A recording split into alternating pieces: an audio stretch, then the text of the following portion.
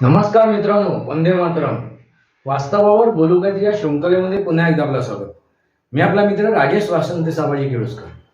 मित्रांनो, कालच्या सभेमध्ये म्हणजे शिवाजी पार्कला जो सभा झाली त्या दोन्ही भावांची, त्या ठाकरे ब्रँडची भूतो न भविष्यतोती सभा झालेली आहे. आणि त्या सभेला संबोधन करताना त्या उद्धव ठाकरेंनी आणि त्या राज ठाकरेंनी आपल्या अकलेची तारी तोडली आणि मराठी माणसाची इज्जत अगदी वेशीवर नेऊन टाकली असं म्हणायला हरकत नाही. असं का म्हणतोय हेच आज आपल्याला समजून घ्यायचं आहे. मित्रांनो, जे काय भाषणं केली या दोघांनी, त्या भाषणामध्ये त्यांनी अंबानी, अदानी हा राग आलापला. अदानीबद्दल सांगताना या राज ठाकरेंनी जे काय दाखवलं, त्याच्या अदानींच्या उद्योग समूहाचं जाळं देशभर पसरलेलं ते दाखवून नक्की काय साधलं त्याने, काय सांगण्याचा प्रयत्न केला की हा जो उद्योग समूह आहे अदानीचा, तो कसा काय त्यांनी देशभर, जगभर त्याने हातपाय पसरले. त्याच्यातून काय निष्पन्न केलं? त्याच्यातून एकच निष्पन्न झालं, ते म्हणजे मराठी माणूस हा निर्बुद्ध आहे, त्याच्यात कुवत नाही आहे, क्षमता नाही आहे त्या अदानीसारखं आपलं उद्योग समूह उभा करण्याचा. हाच सांगण्याचा प्रयत्न केला त्याने, दुसरं काही झालेलं नाही. मित्रांनो, त्यांनी मराठी माणसाची इज्जत चव्हाट्यावर टांगली. अरे, तो स्वतःच्या मेहनतीवरती, स्वतःच्या ताकदीवरती, स्वतःच्या क्षमतेवरती त्याने हा उद्योग समूह उभा केलेला आहे. भले असतील त्यांना राजकीय, त्यांना सपोर्ट असेल, मग तुम्हाला कोण राजकीय सपोर्ट द्यायला मागे पुढे बघतोय? मग ते राजकीय सपोर्ट घेऊन तुम्ही का तुमचा उद्योग बनवू शकत नाही, उद्योगपती होऊ शकत नाही, उद्योग समूह बनवू शकत नाही? हा माझा सरळ साधा प्रश्न आहे.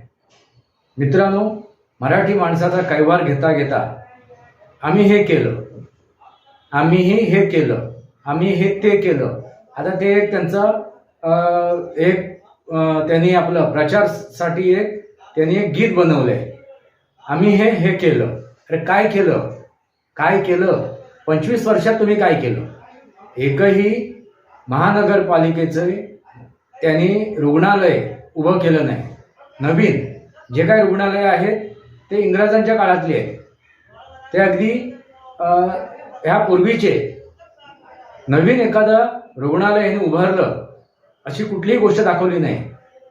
आता ते सांगतायत की आम्ही कॅन्सर हॉस्पिटल उघडू, कॅन्सरच्या रोगांसाठी आम्ही रुग्णालय चालू करू, वगैरे वगैरे. आता ज्या भूलथापा तुम्हाला देत आहेत, आम्ही हे केलं आणि हे करणार आहोत. मग गेल्या 25 वर्षात तुम्ही काय केलं? तर मराठी माणसाच्या नावावरती फक्त राजकारण केलं, मराठी भाषेच्या नावावरती फक्त राजकारण केलं. आणि आता सुद्धा तेच करताय तुम्ही.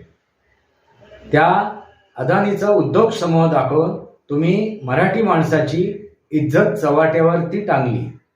ही सरळ साधी गोष्ट आहे. मित्रांनो, आता हेच राज ठाकरे किंवा हे उद्धव ठाकरे ज्यावेळी त्या अदानीला भेटतात, त्या अंबानीला भेटतात, त्यांच्याबरोबर स्नेहभोजन करतात, चहा पाणी करतात, त्यावेळी नक्की काय ते विचार करतात? त्यावेळी त्या मराठी माणसाचा विचार करतात का? बाबा, हे एवढे जर दुश्मन आहेत ह्या महाराष्ट्राचे, ह्या मुंबईचे, ह्या भारताचे, ह्या देशाचे, ह्या राष्ट्राचे, हे दोघेही उद्योगपती किंवा अन्य उद्योगपती, हे जर ह्या देशाचे, या राष्ट्राचे जर एवढे जर आपले ते दोषी असतील, ते विरोधी असतील, ते आपल्या देशाला डबघायला, आपल्या महाराष्ट्राला, या मुंबईला डबघायला घेऊन जात असतील, मराठी माणसाची, मतदार राजाची, या नागरिकांची वाताहत करणारे असतील, एवढे जर ते दोषी असतील, मग त्यांना तुम्ही भेटून काय साध्य करता? त्यांच्याबरोबर तुम्ही सहभोजन जे करता ते काय करता? ज्यावेळेस चहा पाणी घेता, त्यांना भेटता, त्यांना आपल्या बंगल्यावरती, आपल्या घरामध्ये बोलवता आणि ज्या काय बैठका घेता, स्नेहभोजन करता, त्याच्या मागे उद्देश काय आहे? म्हणजे तुम्ही करता ते योग्य आहे, आणि सामान्य माणसाने जर या अदानीशी, अंबानीशी जर संबंध ठेवला तर तो घातक आहे. मित्रांनो, लक्षात घ्या, त्यांचा काय म्हणणं आहे? आम्ही ठेवणार, आम्ही जे संबंध ठेवणार, आम्ही यांच्याशी जे रिलेशन ठेवणार, नातं ठेवणार, ते योग्य आहे. पण जर सामान्य माणसाने यांच्याशी जर नातं ठेवलं, रिलेशन ठेवलं, संबंध ठेवलं, तर ते घातक आहे त्यांच्यासाठी. आहे की नाही गंमत?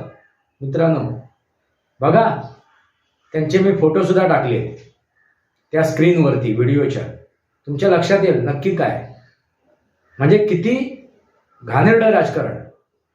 लबाड लांडगं ढॉंग करतंय आणि मराठी माणसाला च्या उन्नतीचं सॉंग करतंय. लबाड लांडगं ढॉंग करतंय आणि काय करतंय, मराठी भाषेचं आणि मराठी माणसाच्या नावाचा उद्धाराचा ढॉंग करतंय, सॉंग करतंय. हेच आहे ते, हे लबाड लांडगं. हे दोन लांडगे गेल्या 30-35 वर्षात मराठी म्हणून काय करतायत, ओरबाडतायत. बाळासाहेबांनी जो मराठीचा लढा लढला, संयुक्त महाराष्ट्राची जी लढाई झाली, त्याच्यात मुंबई ही महाराष्ट्रामध्येच राहिली. त्यानंतर ती महाराष्ट्रातून जाईल, ती काढून घेतली जाईल, गुजरातला जोडली जाईल, असं जे बोललं जाते हे धादांत खोटं आहे.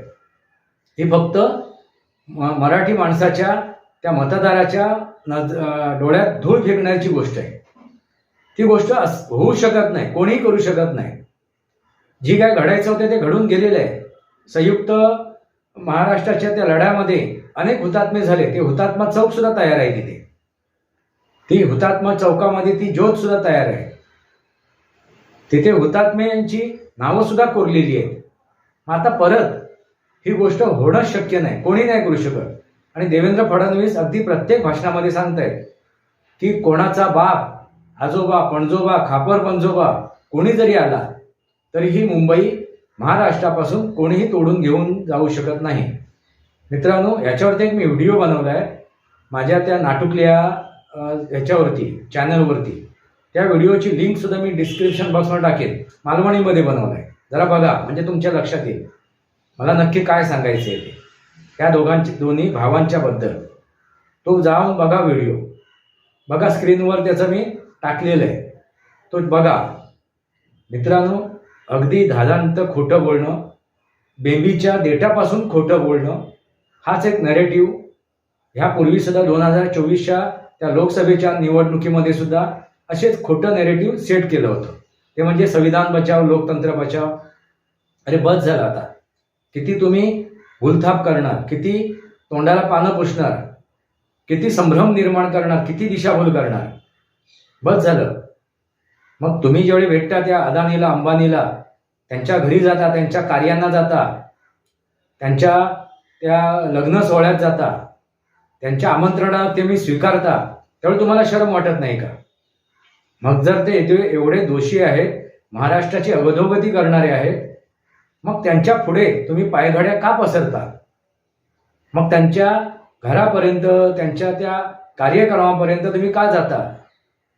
तो तर उद्धव ठाकरेचे चिरंजीव त्याच्या अंबानीच्या मुलाच्या लग्नात अगदी नाचत होता, म्हणजे तमाशाच केला त्याने, एवढ्या खालच्या थराला गेला तो. म्हणजे बघा, त्या लग्नात जाऊन त्या बॉलिवूड बरोबर त्या मंचावरती तो नाचला, म्हणजे बघा, म्हणजे नाच्या झाले, हे नाच्या झाले. यांना लाज शरम नाहीये. बाळासाहेब ठाकरे हे कोणाच्या दरवाज्यात गेले नव्हते. बाळासाहेब ठाकरे कोणाच्या दरवाज्यात गेले नव्हते, कधीही कोणासमोर पायघड्या पसरल्या नव्हत्या. बाळासाहेब ठाकरे यांच्या उंबरठा ओलांडून ते प्रत्येक नेता, उद्योगपती कोणी असेल मग तो येत होता. बाळासाहेब ठाकरे कोणाच्या त्या उंबरठ्यावरती गेले नाहीत, कोणाच्या दरवाज्यात गेले नाहीत.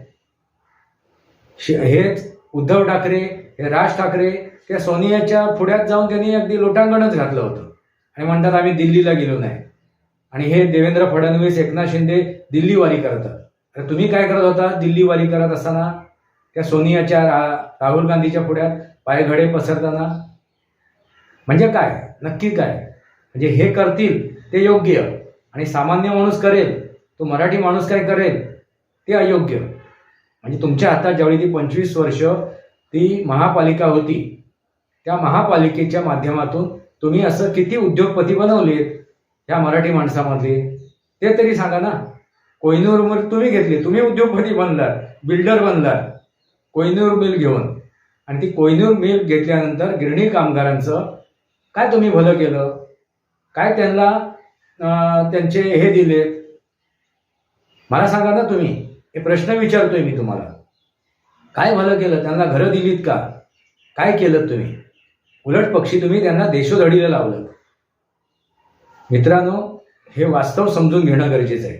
जे काय त्यांनी त्या शिवतीर्थावरती शिवाजी पार्कवरती भाषण केलं, त्या भाषणामधून त्यांनी हेच फक्त नकारात्मकताच मांडली.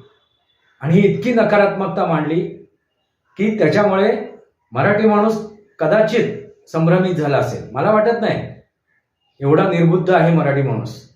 त्याची सद्विवेक बुद्धी आजही जागृत आहे. पण मला वाटत नाही की मराठी माणसाने हे भाषण ऐकून, या दोघांची भाषणं ऐकून किंवा इतरांची भाषणं ऐकून आपलं मत बदललं असेल, आपले निर्णय बदलले असतील, असं मला नाही वाटत. पण ह्यांनी जे काय तिथे तमाशा केला, जो काय तमाशा मांडला, हा तुम्ही बघितलात. म्हणजे त्या उद्योग समूहाचं जगभर झालेलं जे त्यांची हे आहे, उद्योग समूह जो वाढलेला आहे, अरे उलट तुम्हाला त्याबद्दल अभिमान वाटायला पाहिजे, स्वाभिमान वाटायला पाहिजे की आपला एक भारतीय, एक हिंदू काय करतोय, आपले पाय जगभर, देशभरच नव्हे ते जगभर पसरतोय. हे तुम्हाला उलट त्याबद्दल एक अभिमान वाटायला पाहिजे होतं. तुम्ही जर कमीपणा दाखवताय, आणि तो कमीपणा आणखीन कशा प्रकारे दाखवताय, तर मराठी माणसाची इज्जत तुम्ही वेशीवर टांगताय. हेच ते वास्तव आहे. हे वास्तव समजून घ्या. मराठी माणसा जागा हो. रात्र वैद्याची आहेत. हे लबाड लांडगे ढोंग करतायत आणि यांचा ढोंग समजून घ्या. आणि हे कटू वास्तव तुम्ही लक्षात घ्या. वास्तवावर बोलू काहीतरी. वास्तवावर बोलू काहीतरी माझ्या शृंखलेला सबस्क्राईब करा, बेल आयकॉन दाबा. माझे विचार पडायचे लाईक करा. आपले विचार कमेंट बॉक्समध्ये मांडा. तुर्तास इतकंच. भारत माता की जय. वंदे मातरम. जय भारत, जय महाराष्ट्र, जय सनातन.